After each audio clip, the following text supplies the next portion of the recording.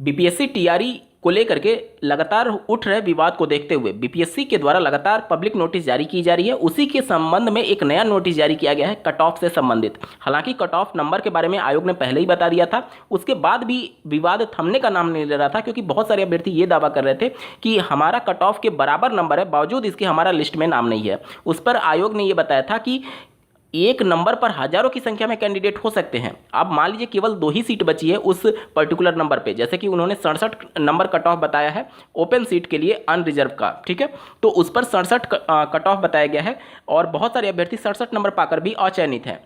तो मान लीजिए कि 68 नंबर तक सबका चयन हो गया और लास्ट में केवल 500 सीट बची हुई है। उन 500 सीट को भरने के लिए कट ऑफ को एक नंबर नीचे किया गया, यानी 67 पर लाया गया। अब 67 पर कैंडिडेट जो नंबर पाने वाले हैं उनकी संख्या मान लीजिए 2000 है, तो चयन कितने का होगा? सिर्फ 500 का होगा, क्योंकि 500 ही सीट बची हुई है।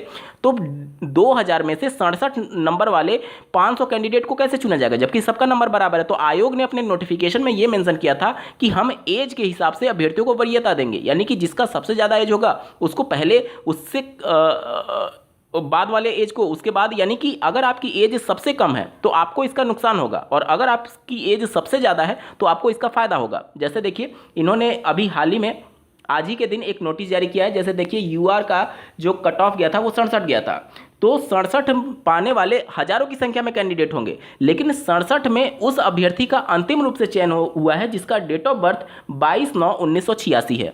अगर आपका 67 नंबर है, लेकिन अगर आपका डेट ऑफ बर्थ 1990 है, अगर आपका डेट ऑफ बर्थ 1995 है, अगर आपका डेट ऑफ बर्थ 1999 है, आपका चयन नहीं होगा।